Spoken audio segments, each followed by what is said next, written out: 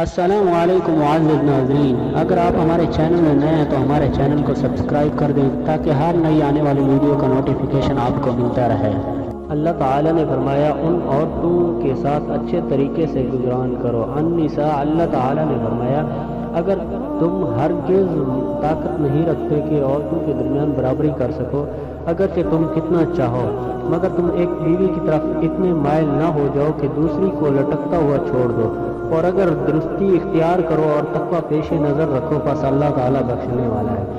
حدیث ہے کہ حضرت ابو ہریرہ رضی اللہ تعالیٰ عنہ رسول صلی اللہ علیہ وسلم کا ارشاد نقل کرتے ہیں کہ عورتوں سے بھلا سلوک کرو، پس عورت پسلی سے پیدا کی گئی اور ان میں سب سے اوپر والی پسلی سب سے زیادہ ٹیڑھی ہے۔ اگر تم اس کو سیدھا کرنے لگو گے تو توڑ ڈالو گے، اور اگر اس کو بالکل چھوڑ دو گے تو ٹیڑھی رہے گی، بس اس سے بھلائی والا سلوک کرو۔ بخاری مسلم یعنی صحیح کی روایت میں کہ عورت پسلی کی طرح ٹیڑھی ہے،